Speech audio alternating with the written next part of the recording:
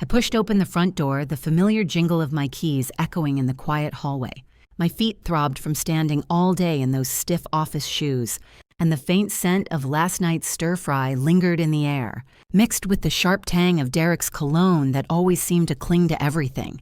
The late afternoon sun slanted through the living room windows, casting long shadows across the hardwood floors we'd refinished together 3 years ago, back when things felt solid. I dropped my purse on the entry table, rubbing my neck to ease the knot from staring at spreadsheets. Work had been brutal, a stack of reports due by end of week, and I'd turned down that promotion last spring to keep things stable at home. Derek's startup was taking off, he'd said, and he needed me here, handling the bills and dinners so he could focus. I'd sacrificed the chance to lead my own team, thinking it was for us, for this life we'd built.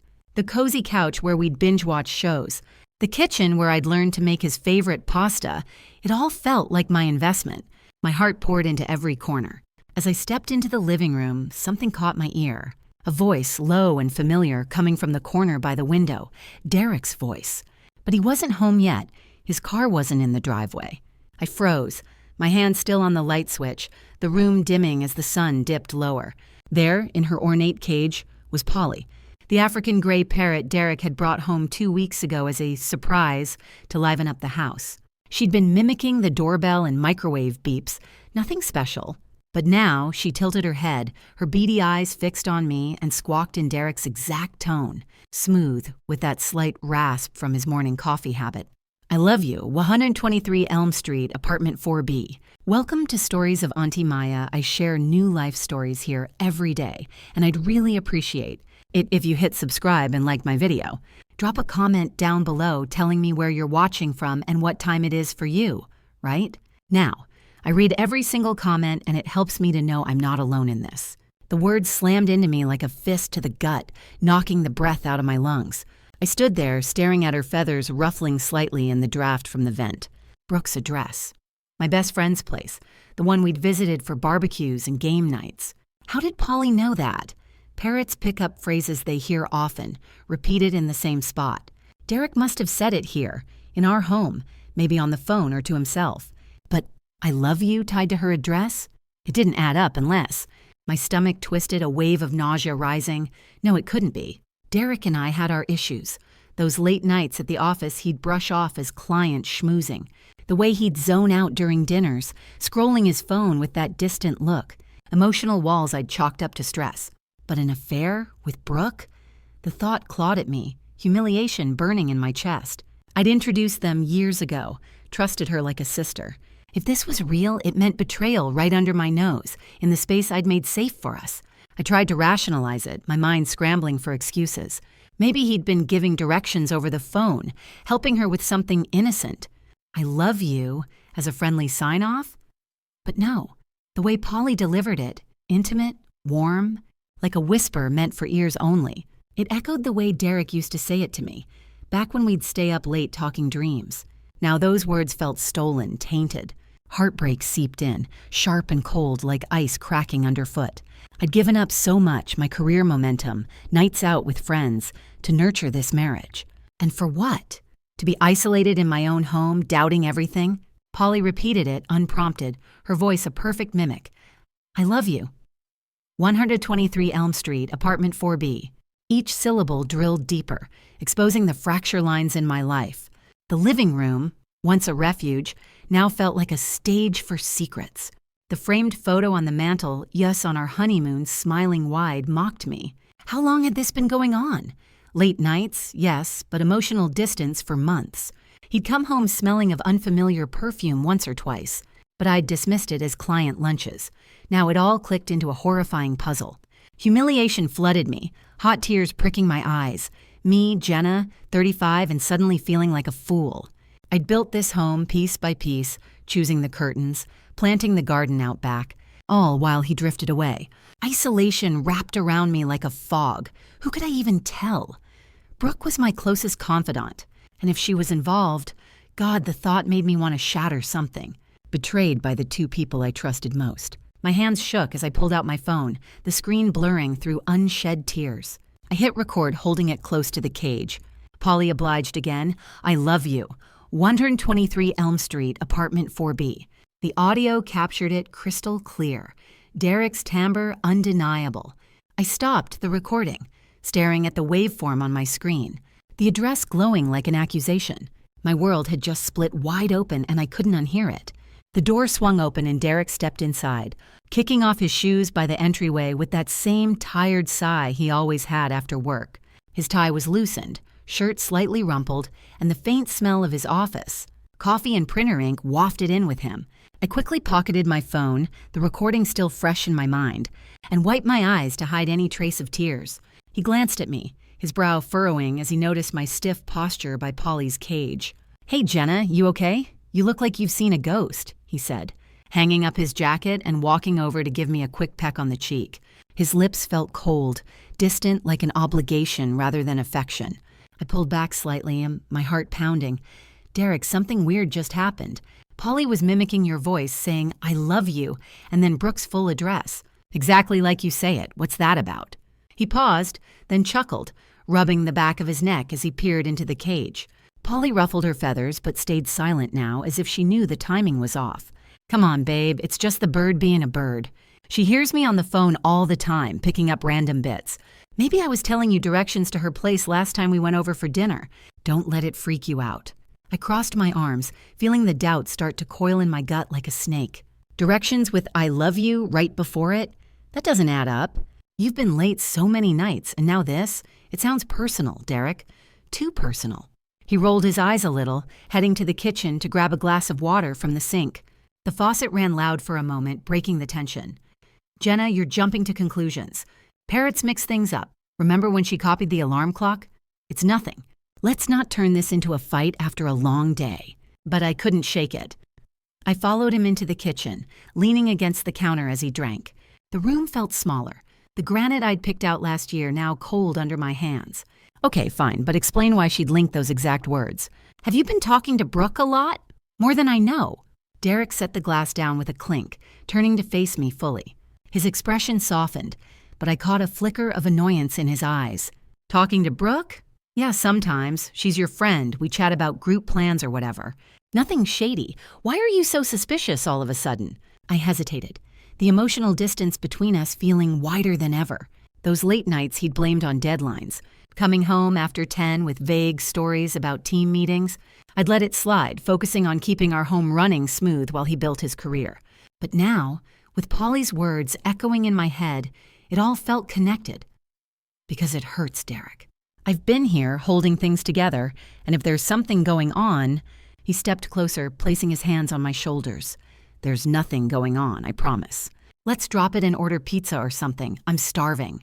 I nodded slowly, but inside the suspicion gnawed deeper.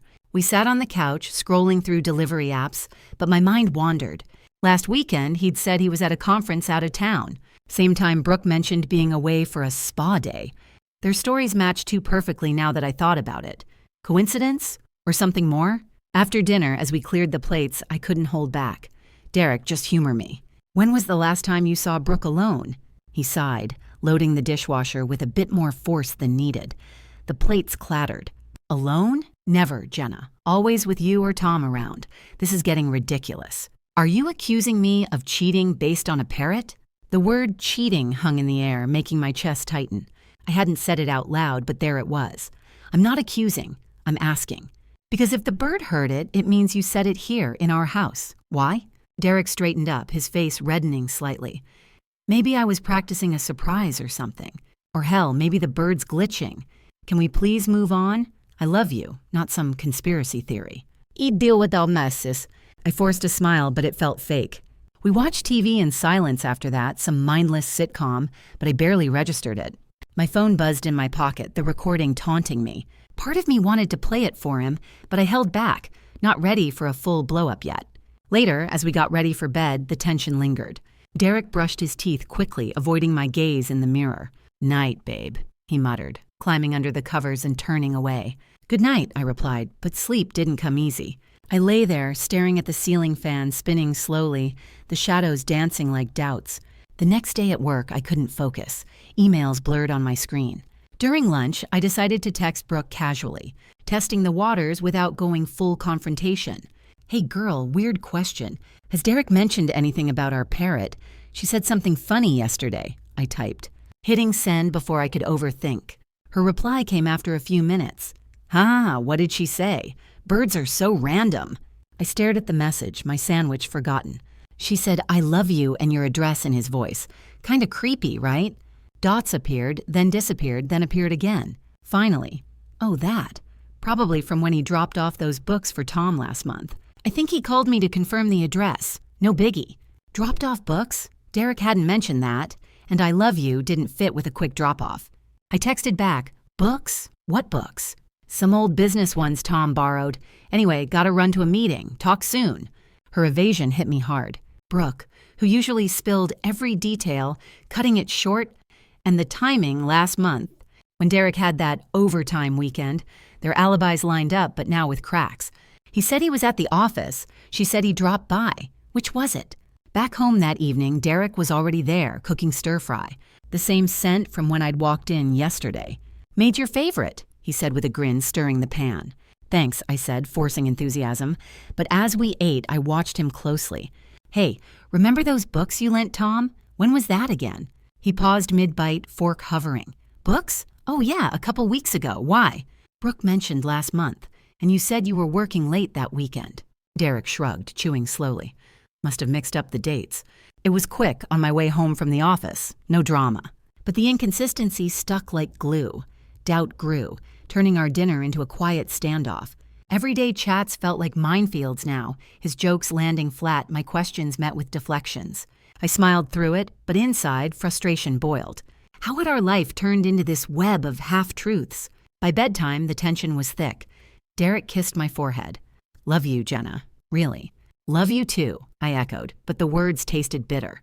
As he snored softly beside me, I replayed Brooke's texts and his excuses in my head. Matching alibis for weekends away, evasive answers, it all pointed to lies. Our marriage, once my anchor, now felt like a sinking ship. I needed more, but confronting fully risked everything. Still, the suspicion festered, making every interaction a battle of trust I was losing.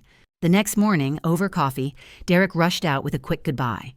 Alone with Polly, I whispered, "What else do you know?" She just stared back, silent. But the damage was done. Conflict had begun, and I couldn't ignore it anymore. A few days after that awkward morning coffee, things started to spiral faster than I could handle. Derek and I were hosting a small get-together at our house with a couple of mutual friends, people we'd known since college, like Mike and his wife Sarah. I'd hoped the evening would feel normal, but as soon as everyone arrived, Derek brought up the parrot story like it was some hilarious anecdote. He laughed loudly while pouring drinks in the kitchen, his voice carrying into the living room where we all sat. You guys won't believe this. Jenna's convinced Polly's spilling secrets about me. She thinks the bird's proof I'm up to no good. Mike chuckled, grabbing a beer from the cooler. What, like the parrot's a spy? Come on, Jenna, that's wild. What did it say? I shifted on the couch, feeling my face heat up as all eyes turned to me. It mimicked Derek saying, "I love you," and Brooke's address. It's not funny, it's weird, and his explanations don't add up. Derek rolled his eyes dramatically, handing Sarah a glass of wine. See? Paranoia's kicking in. Jenna's turning into a detective over a dumb bird. Maybe you need a vacation, babe. You're seeing conspiracies everywhere.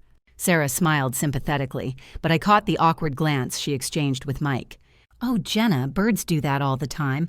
Our cat mimics the doorbell. Don't let it stress you out. I tried to laugh it off, but Derek kept going, leaning against the counter with that smug grin. Exactly, but no, Jenna here's calling me out in front of everyone, acting like I'm the bad guy. Crazy, right? The word crazy stung like a slap, especially said so casually in front of our friends. I clenched my fists under the table, humiliation burning through me. I'm not crazy, Derek. There are inconsistencies, like your alibis not matching Brooke's stories. He waved it away, popping open another beer. Alibis? Listen to her, sounds like a crime show. Relax, Jenna, no one's cheating. You're just overreacting to nonsense. Mike nodded along, trying to lighten the mood. Yeah, man, marriage gets bumpy sometimes. Pass the chips? But inside I seethed. Derek's mocking tone made me feel small, isolated in my own home. Later, as the group chatted about work, I stepped out to the patio for air, the cool night breeze hitting my face. My phone buzzed, a text from Brooke. Hey, haven't heard from you. Everything okay? I stared at the screen, my thumbs hovering. Part of me wanted to unload, but suspicion held me back. Instead, I replied, "Yeah, just dealing with the parrot thing." "You sure Derek only dropped off books that one time?" Her response came quick. "Jenna, seriously, you're still on that? It's a bird, overreacting much? Let's not make this awkward." The dismissal hit hard, like she was pulling away on purpose. "Awkward? You're my best friend. If something's going on, tell me." Dots appeared, then, "Nothing's going on. Stop with the drama. Talk when you've calmed down." I pocketed the phone, frustration boiling over. Brooke distancing herself like this only fueled my doubts. Back inside, Derek was showing off a new watch to Mike, the silver band glinting under the lights. "Got this on my last business trip. Nice, huh?" My stomach dropped. That watch looked exactly like one I'd seen on Brooke's coffee table during our last girls' night. Same engraved back, same style. "Where'd you get that, Derek?" "It matches something at Brooke's place." He froze for a split second, then laughed it off. "What? Coincidence. I bought it online." "Why, you jealous of a watch now?" Sarah raised an eyebrow. "Jenna, maybe lay off. Derek's just showing it off." But Derek didn't stop there. He turned to the group, his voice louder. "See what I mean? Everything's a clue to her. Next she'll say, 'My shoes prove something.' It's exhausting, guys." Mike patted Derek on the back. "Hang in there, buddy. Women and their intuitions, am I right?" I stood up, my chair scraping the floor. "This isn't intuition, it's patterns. Late nights, matching stories, now gifts that look the same. I'm not crazy." Derek sighed theatrically, crossing his arms. "There she goes again. Paranoid much? Maybe talk to a therapist about this bird obsession." The room went quiet, humiliation washing over me like a wave. Our friends avoided my eyes, and I felt utterly alone, betrayed by the people closest to me. Derek's arrogance shone through, flaunting that watch like he dared me to push further. I excused myself to the kitchen, pretending to grab more snacks, but really to hide the tears stinging my eyes. That night, after everyone left, Derek cornered me in the bedroom while changing into pajamas. "You embarrassed me tonight, Jenna. Calling me out like that, in front of Mike and Sarah?" I spun around, anger flaring. "Embarrassed you? You're the one mocking me, calling me crazy. That watch, I've seen it at Brooks." "Explain that," he smirked, tossing his shirt in the hamper. "You've seen a watch. Big deal." "Lots of people have similar stuff. Your paranoia is ruining everything." "Ruining? You've been distant for months, and now this. If you're innocent, why not just prove it?" Derek climbed into bed, turning off his lamp. "Prove what? That I'm not banging your friend? Grow up, Jenna. This is pathetic." His brazen denial cut deep, revealing a side of him I'd ignored, the smug certainty that he'd get away with whatever. I lay beside him, the space between us feeling like a chasm. Hatred simmered for his attitude and for Brooke's cold texts. Their arrogance fueled a fire in me, a burning desire for revenge against this blatant betrayal. The next evening, we met Brooke and Tom for dinner at our usual spot, a cozy Italian place downtown. I hoped for normalcy, but as soon as we sat down, Brooke barely looked at me. Chatting animatedly with Derek about some work project, Tom ordered appetizers, oblivious. "So Jenna, how's the office? Any big promotions coming?"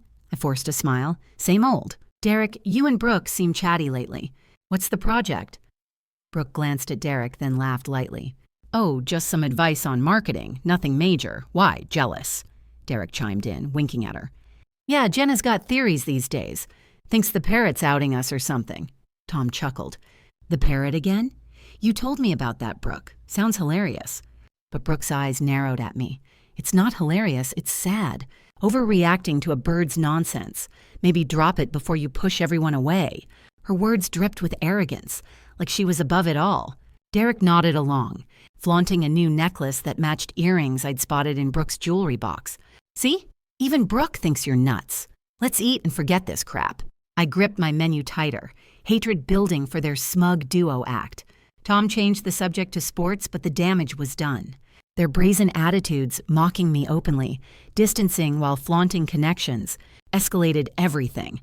Isolation gripped me harder, but so did the urge for payback. They thought they were untouchable, but I'd make them pay for this betrayal. Back home, Derek crashed on the couch with a beer. "Good night out, huh? Except for your weird vibes." "Weird? You're both acting guilty." "That necklace I've seen matching earrings at her place." He scoffed. "Earrings? Now jewelry's evidence? You're losing it, Jenna. Keep this up and people will think you're unstable." His threat hung heavy, fueling my rage. I stormed to the bedroom, slamming the door. Alone, I replayed the evening, their laughs, the flaunted gifts, the denials. Hatred consumed me, a deep, burning need for revenge against their arrogance. This escalation pushed me closer to the edge, but I wouldn't break yet. The days after that disastrous dinner blurred into a nightmare I couldn't wake from. I barely slept, tossing in bed while Derek snored peacefully beside me, his arms sometimes draping over like nothing was wrong. The dark circles under my eyes grew deeper, and at work, I stared at my computer screen without really seeing the emails piling up. Friends like Sarah started texting less, their messages shifting from casual check-ins to polite excuses about being busy.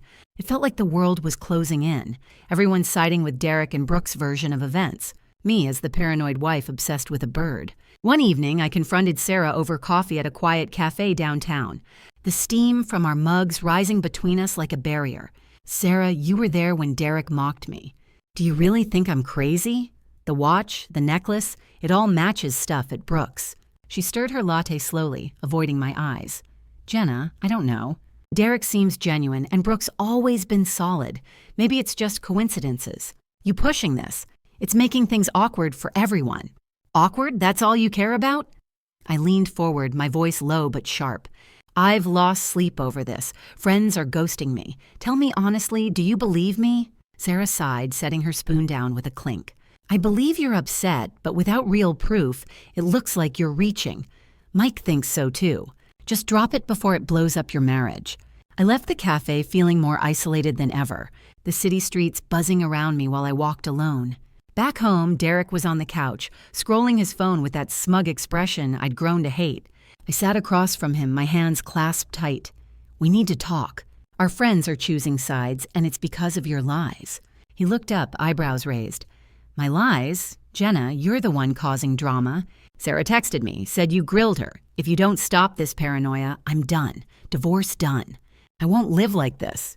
The word divorce hit like a brick, my chest tightening as I stared at him. "You're threatening divorce over questions? If you're innocent, why not show me your phone? Prove there's nothing with Brooke." Derek laughed coldly, tossing his phone on the coffee table. "Fine, snoop away. But this proves you're unhinged. Go ahead, make yourself look worse." I grabbed it quickly, my fingers trembling as I unlocked it with the passcode I knew. Texts with Brooke popped up, innocent at first glance, but then I scrolled to older ones. Some were deleted, gaps in conversations that jumped awkwardly. "See these blanks? What did you delete?" He snatched the phone back, his face hardening.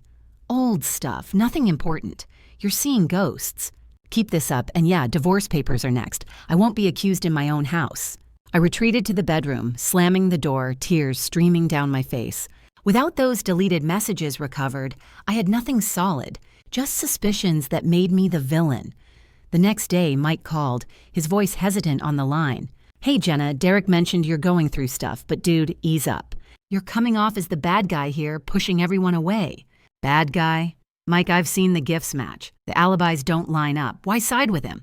He paused, then said gently, "Because without proof, it sounds like jealousy. Sarah and I, we're here, but we can't pick sides if it's all hearsay.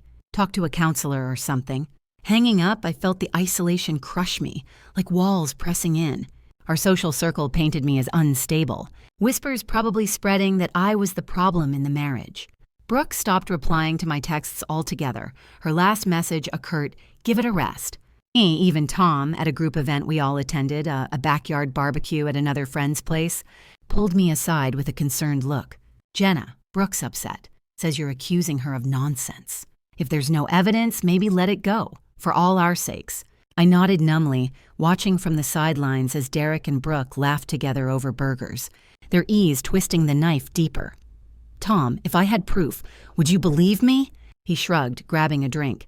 "Proof changes everything, but right now you're isolating yourself. People think you're the one stirring trouble." Back home that night, Derek cornered me in the kitchen while I washed dishes, the water running hot over my hands. "See, even Tom thinks you're off base. Drop this, or I'm serious about divorce. We split assets, you get half, but I'll fight for more if you drag this out." "Half? After I sacrificed my career for your startup? You'd really do that?" He leaned in, voice low and threatening. "If you force my hand, yes. Stop being the villain here. Everyone sees it but you." I dried my hands, despair flooding me as I escaped to the guest room for the night. Lying there in the dark, staring at the ceiling, I replayed it all: the lost friends, the threats, the deleted messages I couldn't access. Without proof, I was cornered, oppressed by their united front. But the desperation grew, a fire in my gut to uncover the truth and break free from this control. The following week, it peaked at a family dinner with Derek's parents, the table set with his mom's famous roast. I tried to act normal, passing the potatoes, but Derek brought it up slyly. "Mom, Dad, Jenna's been on this kick about Polly the parrot outing some secret. Thinks I'm hiding something." His mom frowned, patting my hand. "Oh, honey, that sounds stressful. Derek's a good boy. Don't let imagination ruin things." I bit my lip, frustration boiling. "It's not imagination. There are signs, gifts, alibis." Derek cut in, shaking his head. "See? Paranoia. If she doesn't stop, I'm considering options, like separation." His dad nodded solemnly. "Jenna, listen to him. No proof means no issue. Don't tear the family apart." Leaving the dinner, I felt utterly alone in the car ride home, Derek silent beside me. "You turned your parents against me too?" He gripped the wheel tighter. "You did that yourself. Keep pushing and you'll lose everything." That night, I found more deleted threads on his phone when he left it charging. Snippets of conversations with Brooke that cut off abruptly. But without the full texts, it was useless. I was the villain in everyone's eyes, isolated and desperate. The oppression weighed heavy, but it sparked a raw need to escape their grip, to find real proof and turn this around. After that family dinner, I drove home in silence, Derek humming along to the radio like he'd just won some game. His parents' words echoed in my head, their pitying looks, calling my concerns imagination. I gripped the steering wheel until my knuckles turned white, the streetlights blurring through the windshield as tears stung my eyes. Humiliation choked me. I'd become the villain in my own story, isolated and dismissed. But as we pulled into the driveway, something shifted deep inside, a spark of clarity cutting through the fog of despair. I couldn't keep crumbling like this. No more begging for truth. No more letting him threaten divorce to shut me up. I wiped my face before he noticed, forcing a neutral expression as we walked inside. The house smelled of leftover roast from the takeout container his mom had packed, a reminder of how even they sided against me. Derek tossed his keys on the counter with a satisfied sigh. "See, even Mom and Dad think you need to chill.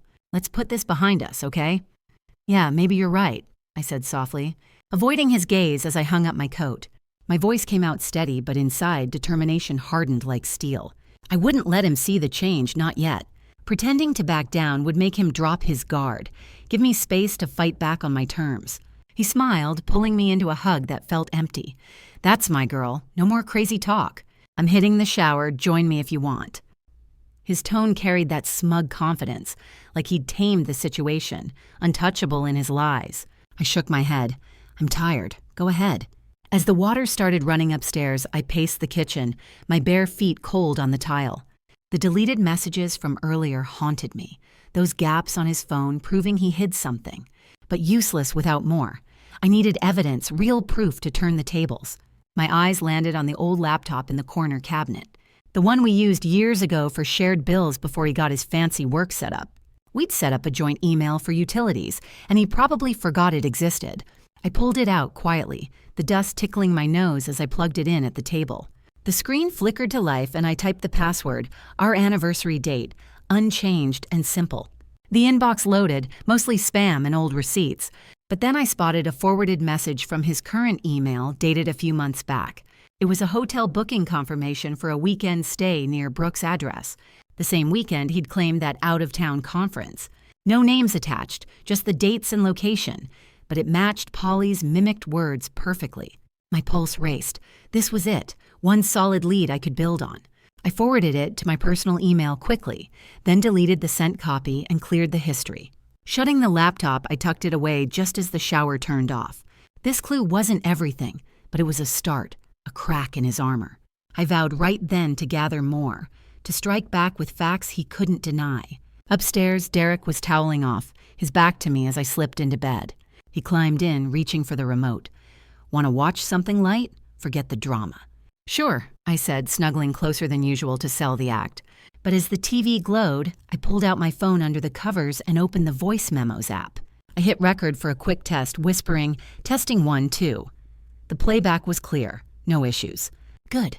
This would catch any slips without him knowing. He chuckled at the show, then his phone buzzed on the nightstand. He grabbed it fast, angling the screen away. "Just work," he muttered, typing back with a smirk. I caught a glimpse, Brooke's name popping up briefly before he locked it. "Everything okay?" I asked casually, keeping my tone light. "Yeah, Brooke's just venting about Tom being nosy. Nothing big." His voice had that arrogant edge, like he enjoyed the secret, thinking I was clueless now. I nodded, but slid my phone closer, hitting record discreetly. "Tom's nosy? About what?" He shrugged, eyes on the TV. "Some work stuff we chatted about. He's overthinking it like someone else I know." The dig landed with a laugh, but his defensiveness showed, a slight tense in his shoulders.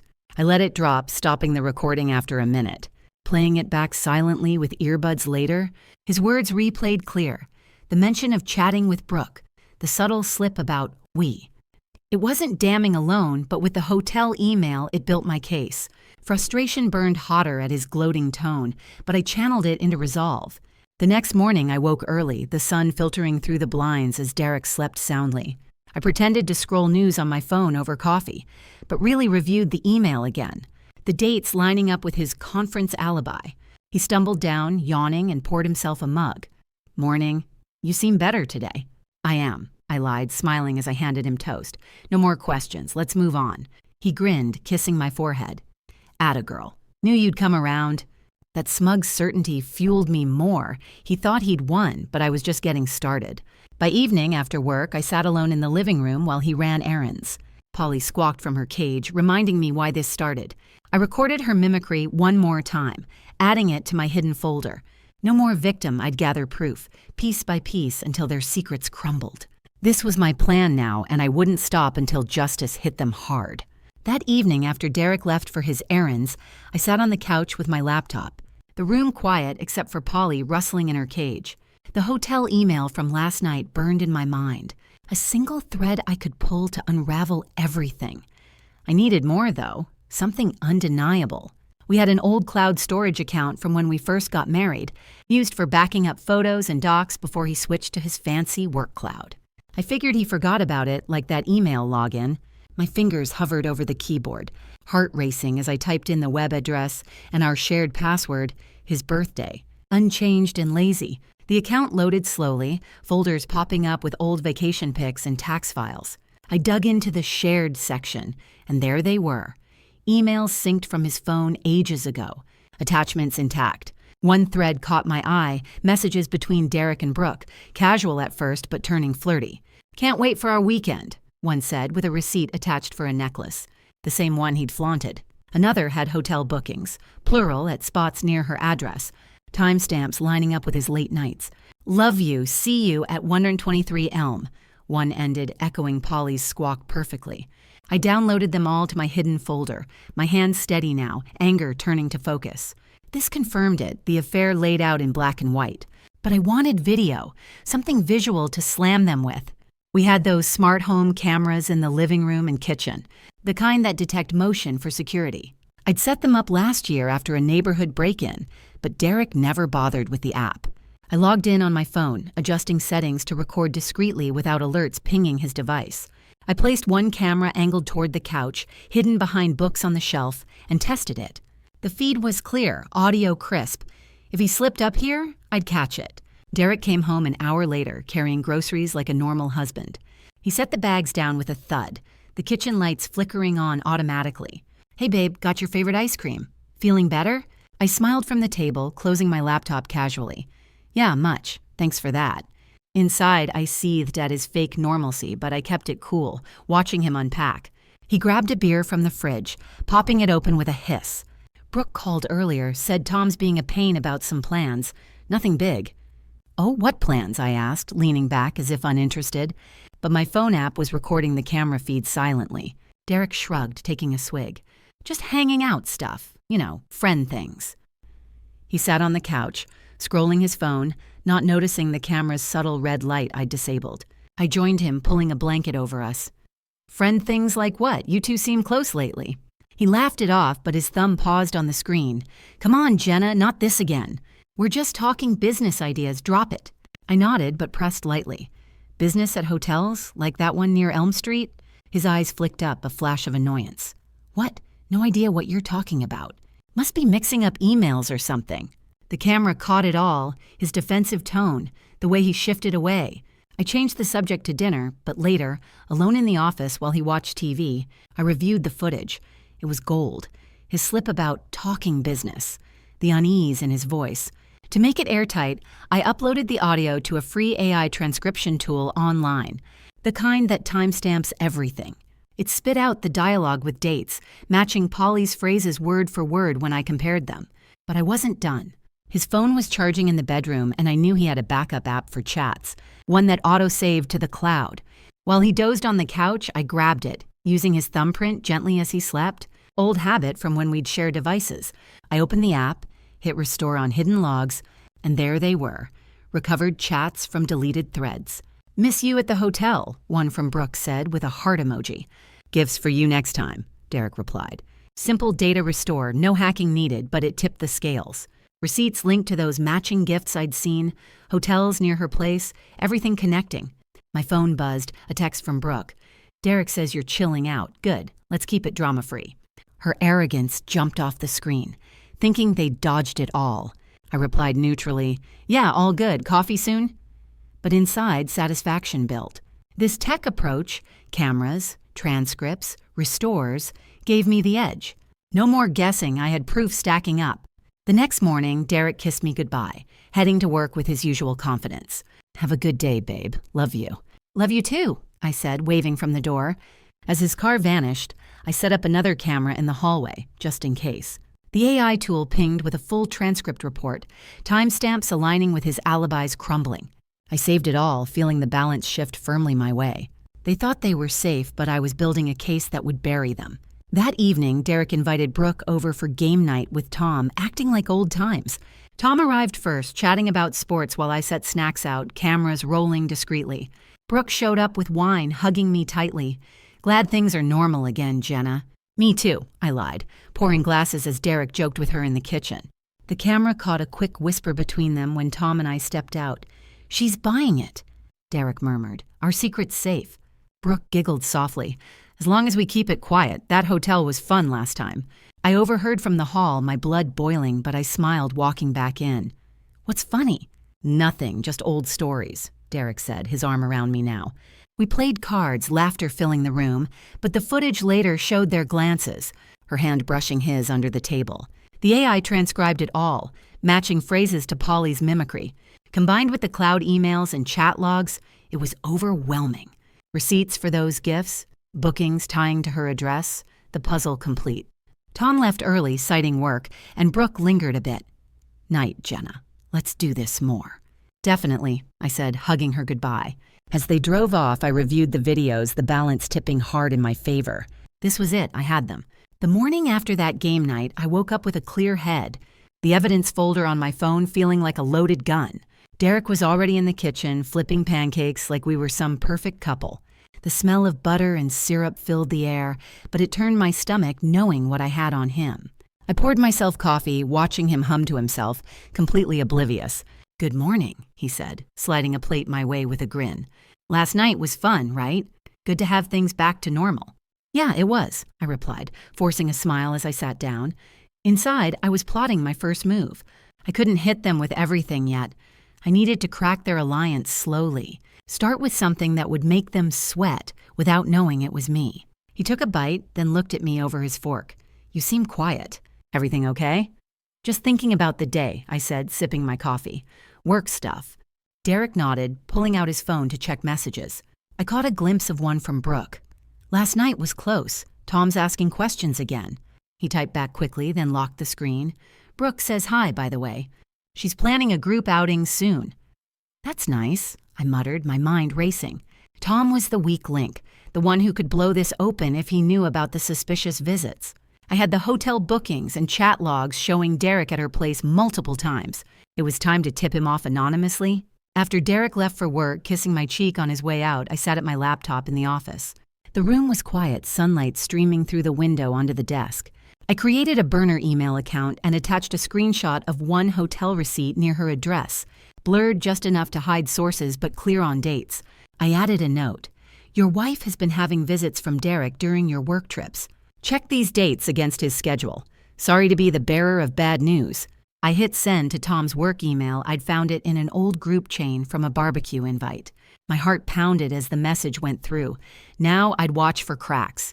Tom was the jealous type. This would eat at him. By lunchtime, my phone buzzed with a text from Brooke to our group chat with Derek. Tom's acting weird today. Keeps asking about weekends. Everything cool? Derek replied, probably nothing. Don't worry. I smiled to myself at my desk at work, the office hum around me fading. Cracks were forming already, their alliance starting to wobble. But I wasn't done.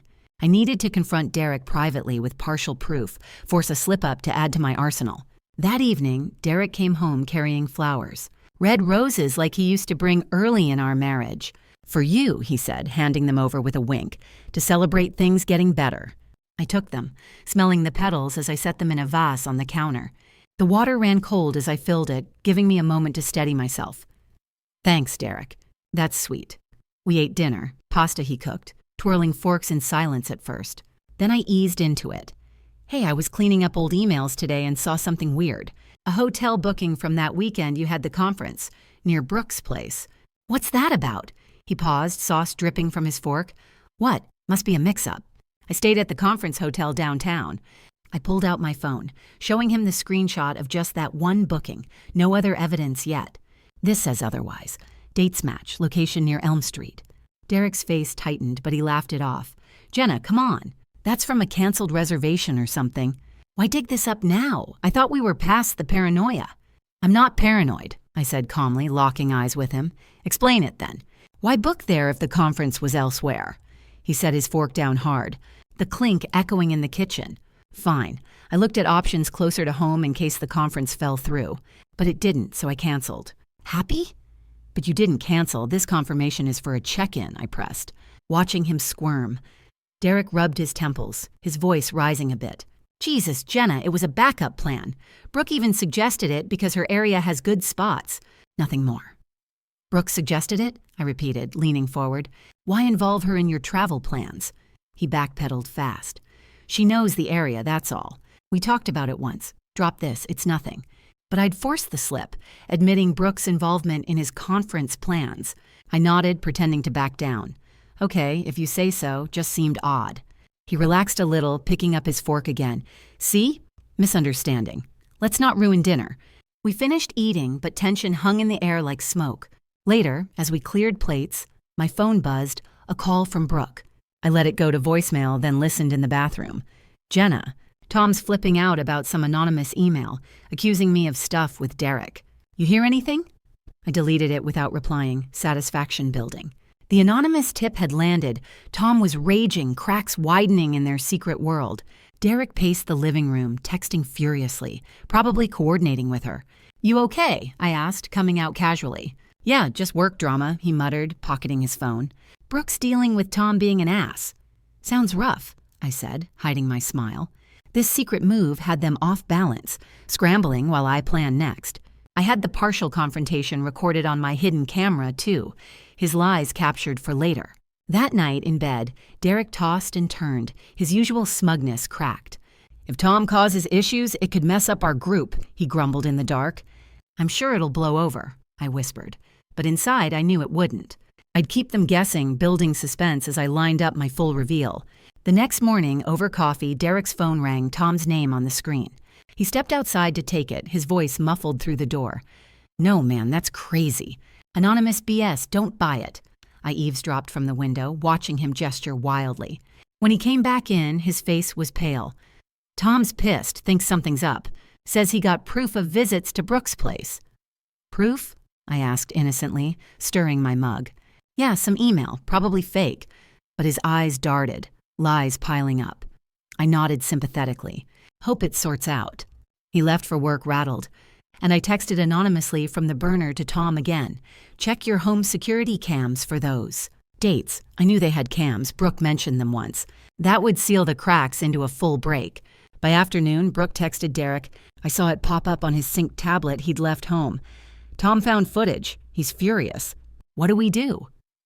Their alliance was fracturing just as I'd planned. This first counterblow had them reeling, suspense thick as I prepared my next steps, keeping everything off balance. The fallout from that anonymous tip hit harder than I expected over the next couple of days. Derek came home from work looking drained. His tie loosened and his face lined with worry. He tried to hide behind a forced smile. He dropped his briefcase by the door with a heavy thud, the sound echoing in our quiet hallway. "Rough day," he muttered, heading straight to the fridge for a beer. I watched him from the living room couch, where I'd been reviewing my evidence folder on my phone, the smart home camera still rolling discreetly in the corner. I set my phone down and walked over, pouring myself a glass of water to keep my hands busy. "What happened? You look like you lost a client." He popped the beer open, the fizz breaking the silence, and took a long swig before leaning against the counter. "Tom's being a jerk, accusing Brooke of all sorts of crap based on some stupid anonymous email. He's got footage from their home cams showing my car parked nearby a few times. Says it's proof of something shady." I raised an eyebrow, stirring my water with a spoon, even though it didn't need it.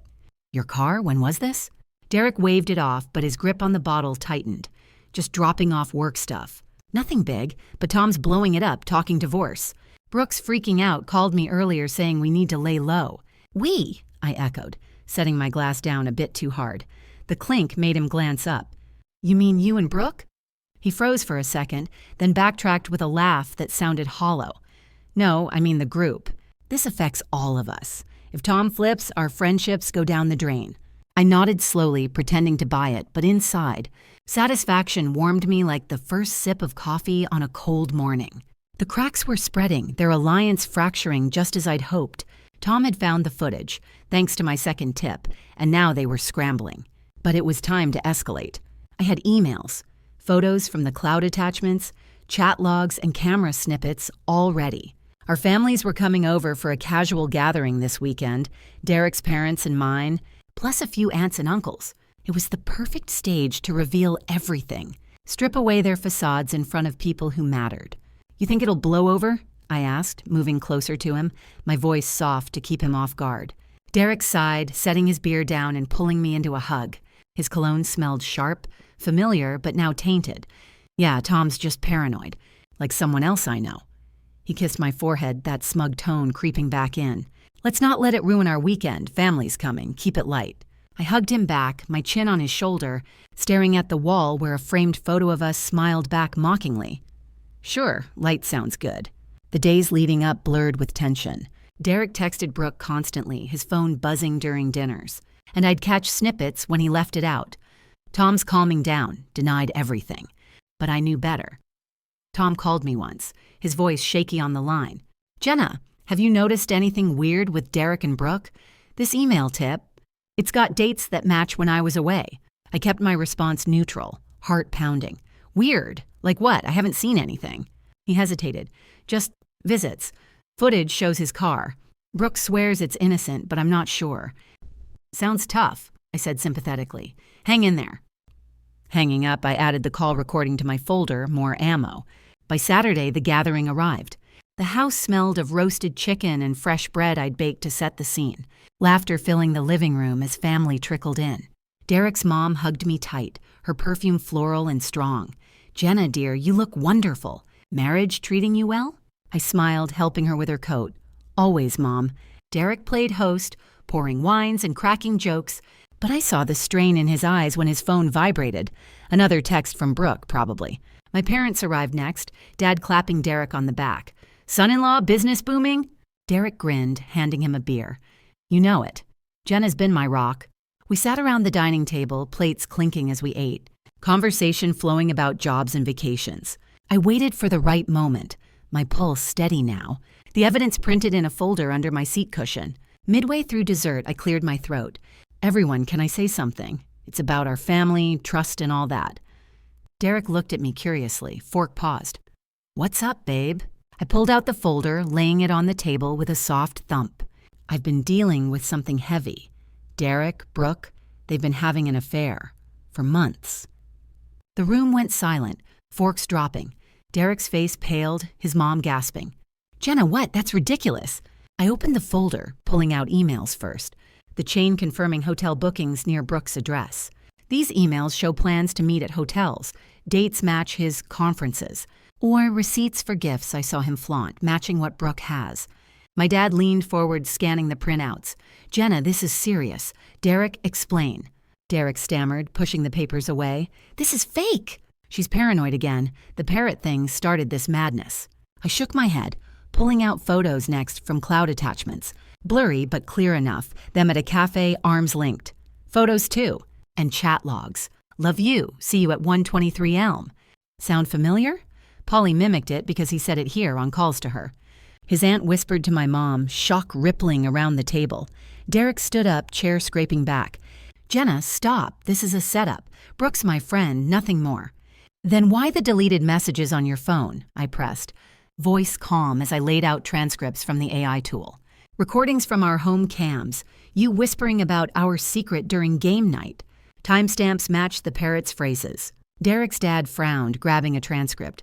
Son, this looks bad. Hotel bookings? Chats with hearts? It's not what it seems, Derek yelled, face red. Jenna's twisting it, jealousy or something. I met his eyes, the betrayal fueling me. Twisting? You threatened divorce when I asked questions? Now everyone's seeing the truth. My mom touched my arm. Honey, how long? Months, I said, voice cracking just a bit for effect. Late nights, emotional distance, I sacrificed my career for us. And this? Derek's mom turned to him, tears in her eyes. Derek, is this true? He slumped back in his chair, head in hands. Mom, it's complicated. The exposure hung heavy, stripping their facades bare. Family murmured, shock turning to disappointment. We need to talk privately, his dad said sternly. I nodded, gathering the papers. Yes, but everyone deserves the full story. No more lies. Derek glared at me, but the room's eyes were on him now, judgment clear. Brooke wasn't here, but I'd deal with her soon. For now, this moment brought a wave of satisfaction, the truth out, their secrets in the light, my family rallying around me. As the gathering wrapped up awkwardly, hugs turned cold toward Derek. My dad pulled me aside. Proud of you, kid. That took guts. I hugged him back, the weight lifting. Thanks, Dad. It's just the start. Derek cornered me in the kitchen later, dishes clattering as family left. You happy now? Ruined everything. No, I said quietly. You did that. But yeah, the truth feels good. He stormed off to the bedroom, door slamming. I stood there, staring at the empty table, satisfaction settling in. The exposure had shocked them all, but it was necessary. Their facades were gone, and mine was stronger than ever. The days after the family gathering felt like a storm brewing, the air thick with unspoken accusations. Derek barely spoke to me, slamming doors and sleeping on the couch, his eyes darting whenever his phone buzzed. I caught him whispering into it one morning in the kitchen, the coffee maker humming as he paced. Brooke, calm down, Tom's bluffing. We can fix this. He hung up quickly when he saw me, forcing a tight smile. Just work stuff. You happy with the mess you made? I stirred my oatmeal at the counter, keeping my voice even. Mess? You mean the truth coming out? Families know now your parents called me yesterday, asking for details. He snorted, grabbing his keys. Details? You showed them twisted crap. Emails, photos, how'd you even get that? Spying on me? I didn't spy, I said, setting my spoon down with a clink. I found what you hid. Chat logs, hotel receipts, camera footage from our own house. It's all there, Derek. Deny it if you want, but the proof doesn't lie. He stepped closer, his face reddening. Proof? That's invasion of privacy. I'll say you hacked me, made it up. Brooke and I, we can spin this. It was just emotional support, nothing physical. Emotional support? I echoed, crossing my arms as the morning light slanted through the window, casting shadows on his tense features. With I love you and hotel bookings? Try spinning that to Tom. He's already seen the footage from their cams. Derek ran a hand through his hair, pacing again. Tom's an idiot? Brooke's handling him, said she'd cry, blame stress. We'll counter with your paranoia, the bird obsession. People will believe us over your crazy story. Doh. I shook my head, pulling out my phone to show a printed transcript from the AI tool. Crazy? Here's you on our home cam whispering about our secret during game night. Timestamps match Polly's mimicry, and the recovered chats miss you at the hotel. You can't spin that. He grabbed the paper, crumpling it slightly. This is fake. You edited it. Brooke and I will accuse you of jealousy, forging evidence to break us up. Your career sacrifice? That's on you. I never asked for it. Forge? I laughed bitterly, snatching the paper back. It's from your backup app, restored right on your phone. Receipts for those gifts you flaunted. Bookings near 123 Elm Street. But go ahead. Resist. The more you lie, the deeper you dig. Derek slammed his fist on the counter, the mugs rattling. Dig, you're the one destroying everything. Brooke's losing Tom, her reputation, all because you couldn't let go. We'll fight back. Say you're unstable, threatening divorce over nothing. I met his glare, my voice steady. Unstable? Here's the full card. Emails confirming plans, photos of you two together, transcripts of your denials crumbling right here. You coordinated lies, alibis for weekends, deleting messages, but I exposed it all. He backed up a step, sweat beading on his forehead. Exposed? To family? That's low, Jenna. Brooke and I, we can still turn this. Tell them it's a misunderstanding, that you're vengeful after I mentioned divorce. Vengeful? I pulled out the folder from the drawer, laying out the printouts one by one on the counter. Misunderstanding this? Chat log. Love you, can't wait to meet at the hotel. Photo attachment, you two at a cafe, arms linked. AI transcript, our secret's safe, said in our living room. Resistance fails, Derek. The proof overwhelms you. His eyes widened as he scanned them, hands shaking. How? All this? You set me up. No setup, I said, pointing to the timestamps. Your own words, your own actions. Brooke's in the chats, too. Gifts for you next time. Now, you thought you were untouchable, but here it is, all connected. Derek crumpled against the counter, his defiance cracking. Fine, it happened. But it was a mistake. Stress from work, your distance. We can fix our marriage. Keep it quiet. Mistake. I stacked the papers neatly. Too late. Families know Tom's filing for divorce. Your alliance is broken. But if you want to spin more, go ahead. I'll just show this to a lawyer next. He lunged for the folder, but I held it back. Don't. It's copied everywhere. Cloud, email, even sent to my parents. Your resistance is done. The tables are turned completely. Derek sank into a chair, head in hands. What do you want? Assets? The house? I'll give it. Just don't ruin me more. I stood tall, the kitchen feeling bigger now. Ruin. You did that. But yes, we'll talk terms.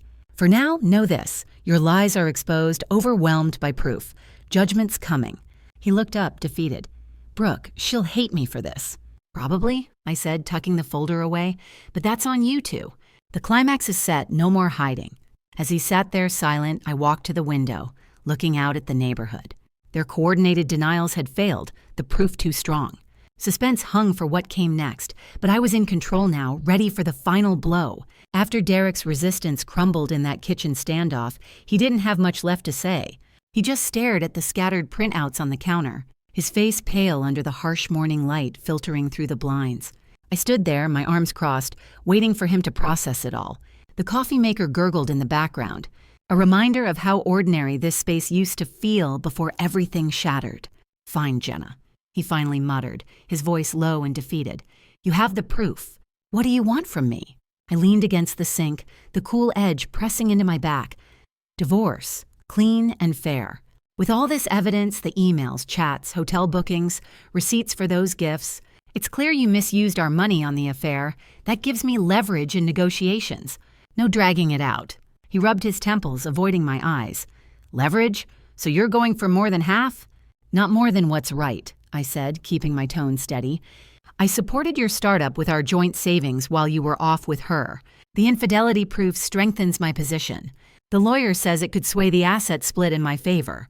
Sign a temporary agreement today, and we finalize in a few weeks. Derek slumped into the chair, the wood creaking under him. A few weeks? Where do I go meantime?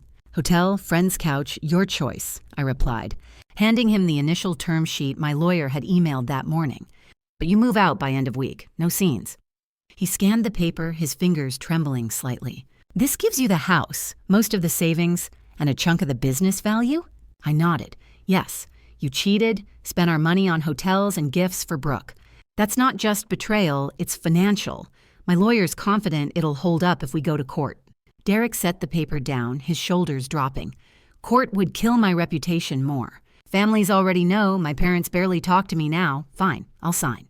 He grabbed a pen from the drawer, scribbling his name at the bottom. The scratch of the ink felt final, like closing a door on 8 years. There.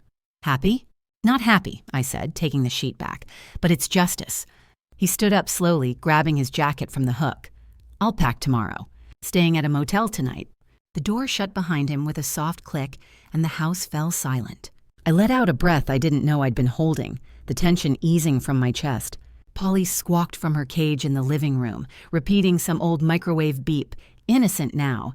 No more secrets. She tilted her head at me as I uncovered her, her feathers ruffling in the draft. "You're staying with me, girl," I whispered, tossing her a seed. She was my reminder of how secrets echo, but also how truth sets you free. Over the next few weeks, the divorce moved forward steadily. My lawyer negotiated hard, using the evidence to push for a fair split. Derek didn't contest much. The proof of his spending on the affair made it clear he'd lose more in court.